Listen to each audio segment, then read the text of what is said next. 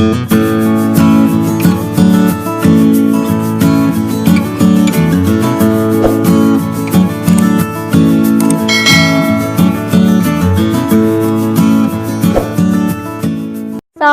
warahmatullahi wabarakatuh teman-teman, kembali lagi dengan aku Rahmatika Aulia. Nah, sekarang udah memasuki gelombang kedua di hari pertama UTBK. Aku doain semoga teman-teman yang udah ujian bisa lulus di perguruan tinggi yang kalian inginkan. Nah, bagi teman-teman yang belum ujian, tetap semangat dan belajarnya harus ditingkatkan lagi supaya kalian juga bisa lulus di perguruan tinggi yang kalian idamkan. Oke teman-teman, BTW hari ini aku bakalan bahas soal TPS, tapi untuk spesial episode kali ini dan beberapa episode kedepannya aku nggak bahas soal TPS per materi ataupun subtes lagi, tapi aku bahas per sub komplikasi. Jadi aku bakalan bikin nih soal-soal komplikasi ujian hari pertama, hari kedua, hari ketiga, dan beberapa hari selanjutnya gitu. Nah, untuk soal-soal yang bakal aku bahas di episode-episode kali ini merupakan soal-soal yang sesuai dengan kisi-kisi maupun FR dan juga dicocokkan dengan soal-soal UTBK tahun-tahun sebelumnya. Oke, langsung aja kita lihat soalnya. Tapi sebelum itu, bagi teman-teman yang belum subscribe, silahkan subscribe terlebih dahulu karena subscribe itu gratis. Oke, langsung kita lihat soalnya. Oke teman-teman, sekarang kita bakalan bahas nih untuk soal nomor 1. Ini teman-teman bisa lihat bentuk soalnya seperti ini. Kata teman-teman yang udah ujian, ini soal persentase grafik ini masuk, makanya aku bakalan bahas soal ini. Nah, langsung kita baca ya soalnya. Jika diagram batang di bawah ini memperlihatkan frekuensi kumulatif hasil tes matematika siswa kelas 12, banyak siswa yang memperoleh nilai 8 adalah. Oke, jadi yang ditanya di soal ini adalah berapa sih persentase siswa yang mendapatkan nilai 8. Oke, teman-teman bisa lihat nih nilai 8 di grafik ini yang mana? Yang ini ya. Nah, ini nilainya ada 22 orang. Nah, di sini teman-teman harus tahu, untuk 22 orang itu bukan untuk siswa yang hanya memperoleh nilai 8 saja, tapi untuk siswa yang memperoleh nilai 2 sampai 8 karena di sini katanya frekuensi kumulatif. Nah, kalau kita lihat ini ada nilai 7, ini 19. Berarti kesimpulannya itu adalah siswa yang mendapatkan nilai 2 sampai 7 itu adalah 19 orang. Nah, jadi yang ditanya di sini hanya siswa yang memperoleh nilai 8. Nah, jadi kita harus tahu dulu nih berapa sih siswa yang memperoleh nilai 8. Oke, tapi sebelum itu kita harus tahu dulu rumus mencari persentase itu gimana. Oke, kita langsung lihat ya. Jadi untuk menentukan persentase itu adalah jumlah yang ditanya per jumlah total dikali 100%. Oke, sekarang kita hitung berapa sih jumlah siswa yang mendapatkan nilai 8 aja. Nah, kalau di antara siswa yang mendapatkan nilai 2 sampai 7 itu adalah 19 orang dan nilai 2 sampai 8 itu adalah 22 orang, otomatis jumlah siswa yang mendapatkan nilai 8 itu merupakan selisih antara jumlah siswa yang mendapatkan nilai 2 sampai 7 dengan jumlah siswa yang mendapatkan nilai 2 sampai 8. Kayak gitu ya. Jadi frekuensi kumulatif yang 8 ini dikurang dengan frekuensi kumulatif yang 7. Kayak gini. Berarti 22 dikurang 19. Jadi hasilnya 3. Oke, kalau teman-teman masih ragu kayak gini. Nah, di sini kan ada siswa yang memperoleh nilai 2. Siswa yang memperoleh nilai 2 itu ada 1 orang gitu. Kemudian ada siswa yang memperoleh nilai 3. Ini maksudnya siswa gabungan antara siswa yang memperoleh nilai 2 dengan siswa yang memperoleh 3. Nah, kalau di sini siswa yang memperoleh nilai 2 itu sebanyak 1 orang, ketika digabungkan dengan siswa yang memperoleh nilai 3, jumlah siswanya itu menjadi 3 orang, otomatis jumlah siswa yang memperoleh nilai 3 itu adalah 2 orang, karena 1 siswa yang memperoleh nilai 2 ditambah dengan 2 orang tambahan siswa yang memperoleh nilai 3 gitu. Kemudian di sini ada 4. Ini maksudnya adalah jumlah gabungan antara siswa yang memiliki nilai 2 sampai siswa yang memperoleh nilai 4 gitu. Nah, itu jumlahnya ada 6.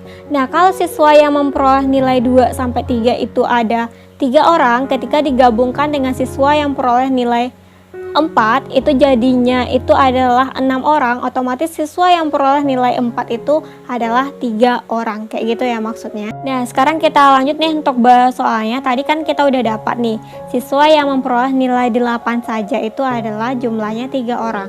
Jadi persentase siswa yang peroleh nilai 8 itu adalah jumlah yang ditanya, yaitu 8 kan, 8 itu jumlah siswanya berapa? 3 per jumlah total. Jumlah totalnya itu adalah 25 orang, karena grafik terakhirnya itu adalah 25. Berarti 3 per 25 dikali 100%, kayak gini ya teman-teman. Jadi kalau ada yang teman-teman bisa coret, itu teman-teman coret aja, yaitu 25 sama 100. Jadi 25 dicoret dengan 100 itu kan tinggalnya 4. Jadi 3 kali 4 sama dengan 12%. Jadi jawabannya yang A. Oke teman-teman, sekarang kita berpindah ke soal nomor 2. Ini nggak salah, soal nomor 2 ini termasuk ke soal penalaran analitis, termasuk ke dalam subtes penalaran umum. Nah kita baca dulu soalnya. Di suatu kandang terdapat 40 ekor ayam, 5 ekor diantaranya jantan. Di antara ayam jantan tersebut, 7 ekor berwarna putih. Jika banyak ayam yang berwarna putih adalah 22 ekor, banyak ayam betina yang tidak berwarna putih adalah. Oke, jadi untuk memudahkan kita menjawab soal seperti ini, teman-teman harus bikin tabel gitu. Ada tabel vertikal, horizontal, nanti ada jenis ayamnya, jantan atau betina, kemudian jumlahnya, kemudian ada apa lagi yang diketahui di soal? Itu warnanya, warna putih dan tidak berwarna, dan jumlahnya seperti ini ya. Oke, jadi di sini ada jantan sama betina, nanti jumlah jantan sama betinanya, kemudian putih tidak berwarna dan jumlahnya. Kemudian kita baca lagi di soal yang diketahui itu adalah 40 ekor ayam. Jadi di sini kita letakin karena jumlah dari semuanya, total ayamnya, baik itu warna putih, tidak berwarna, jantan, betina, itu totalnya 40. Jadi di sini letaknya ya, di ujungnya itu. Kemudian apalagi yang diketahui? 5 ekor diantaranya jantan, berarti ada 5 ekor jantan, berarti total yang jantan itu adalah 15 ekor ya, berarti di sini ya. Kemudian di sini kan udah kita ketahui nih, jumlah totalnya ayam itu adalah 40 ekor, jumlah si jantannya itu adalah 15 ekor, jumlah betinanya berapa? Nah, otomatis kita kurangin 40 dikurang 15 berapa? 25. Oke. Nah sekarang kita baca lagi apa yang diketahui soal. Di antara ayam jantan tersebut 7 ekor berwarna putih, berarti si jantan ada 7 ekor berwarna putih di sini ya. Berarti 7 di sini. Nah kalau kita udah ketahui nih jumlah total si ayam jantan itu 15 ekor dan yang putihnya itu ada 7 ekor, otomatis yang tidak berwarnanya 15 dikurang 7 sama dengan 8, kayak gitu ya. Nah sekarang apa yang diketahui di soal lagi? Jika banyak ayam yang berwarna putih adalah 22. Berwarna putih jumlahnya di sini 22. Teman-teman bikin di sini 22. Oke. Kemudian udah tahu kayak gini, di sini kan jumlah ayam jantannya 7. Jumlah totalnya 22. Yang betinanya berapa? 22 dikurang 7 sama dengan 15. Kayak gitu ya. Nah, di sini teman-teman dapat mengetahui nih jumlah ayam yang tidak berwarna. Nah, di sini kan jumlahnya di sini yang putih ini 22. Sedangkan jumlah ayam totalnya itu 40, berarti 40 dikurang 22 berapa? 18. Nah, sekarang ini yang kita cari lagi. Terserah teman-teman mau dikurang ini sama ini atau yang 8 ini sama 18 sama aja. Oke, untuk memudahkannya ini aja deh. Yang jumlah total ayam betina ini kan 25, jumlah yang putih 15, berarti yang tidak berwarna 10.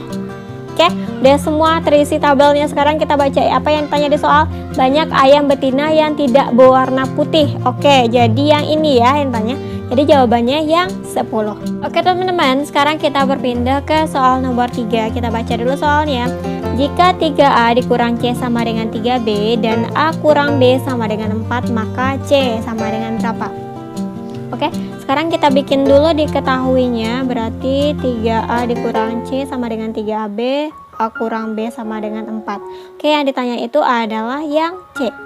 Oke, karena yang tanya itu adalah yang C, berarti yang C yang ada di sini itu kita pisahin dulu dengan 3A sama 3B.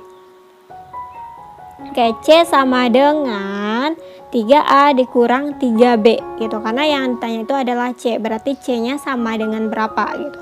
Oke, jadi ini 3 sama 3 ini bisa kita keluarkan atau kita sederhanakan. C sama dengan 3 dan kurung A dikurang B, karena ini maksudnya 3 dikali A dengan 3 dikali B, ya kan? Nah, karena di soal ini teman-teman lihat nih, di soal A dikurang B itu sama dengan 4. Berarti ya udah, teman-teman tinggal kaliin aja. Nilai A kurang B ini teman-teman rubah menjadi 4. 3 dikali 4 jadinya sama dengan 12. Jadi jawabannya yang D. Oke teman-teman, sekarang kita berpindah ke soal nomor 4. Kita baca dulu soalnya. Jika X besar dari 2 dan Y sama dengan 5, maka jadi di soal ini nggak diketahui maka apanya. Jadi tugas kita itu harus memperhatikan choice-nya gimana supaya kita tahu arahan soalnya maksudnya gimana. Nah, kalau kita perhatikan dari choice A sampai E, ini arahannya mengacu ke nilai 3Y dikurang X ya. Nah, kalau teman-teman perhatikan di sini kan Y sama dengan 5, sementara ini 3Y. Nah, jika Y saja sama dengan 5, berarti 3Y sama dengan 15 ya kan? Ya udah kita bikin diketahui kayak ini ya. Kalau Y sama dengan Y aja sama dengan 5, berarti 3Y-nya 15. Kemudian apa diketahui lagi? Nilai X besar dari 2. Kemudian kita bikin yang arahan soalnya yaitu 3Y dikurang X gitu ya. Nah, kalau teman-teman perhatikan di sini kan min X, sementara di sini X aja gitu. Nah, supaya dia sama, ini harus kita kaliin dengan min 1 supaya di sini juga min X. Nah, kita kaliin kayak gini ya. Nah, setelah kita kaliin hasilnya itu adalah min X besar kecil dari min 2. Nah, kenapa kecil? Karena kalau kita kaliin dengan min, maka tanda yang besar menjadi kecil. Begitupun sebaliknya, kalau kita kaliin yang kecil itu menjadi besar, gitu ya teman-teman. Nah, setelah teman-teman dapat kayak gini, sekarang teman-teman tambahin masing-masing sisi kiri ini dan sisi kanan ini ditambah dengan nilai 3Y, kayak gini ya. Nah, sekarang udah teman-teman tambahin. Nah, nilai 3Y di sisi ini teman-teman rubah nilainya menjadi nilai 3Y yang ini. Ini loh, berarti 3Y dikurang X kecil dari 15 dikurang 2. 3Y dikurang X kecil dari 12. Jadi jawabannya yang benar itu yang mana? Yang D. Oke teman-teman, mungkin itu pembahasan dari aku. Semoga kalian mengerti dan paham juga. Terima kasih udah menonton. Thanks for watching. See you on my next video. Dadah.